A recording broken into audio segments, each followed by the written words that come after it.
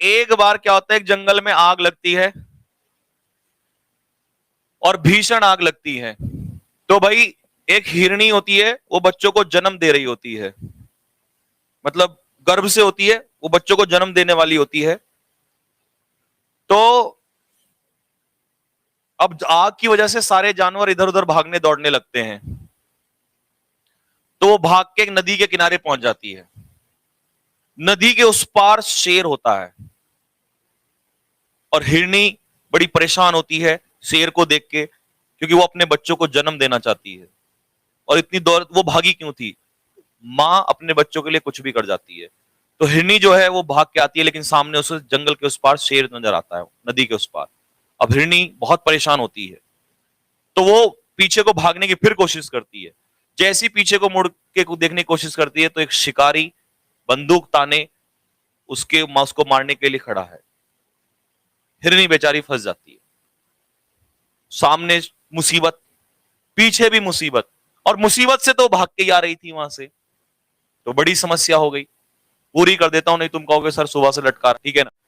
तो भाई होता क्या है, बेचारी बहुत फंस जाती है हिरनी।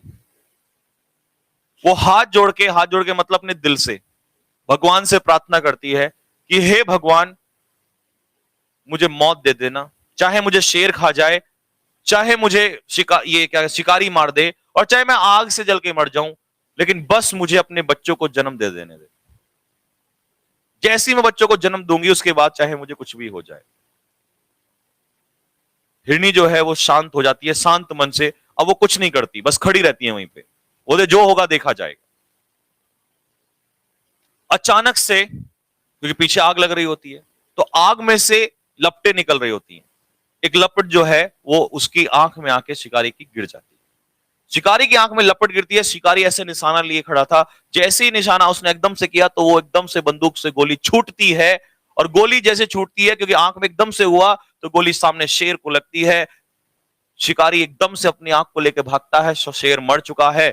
और जो जंगल में आज आग लग रही थी, ऊपर से एकदम बादल गड़गड़ाहट करके आते हैं, और बारिश जो है वहां पर बारिश पड़ती है, सब बुझ जाता है। समस्याएं एक साथ खत्म हुई नहीं हुई।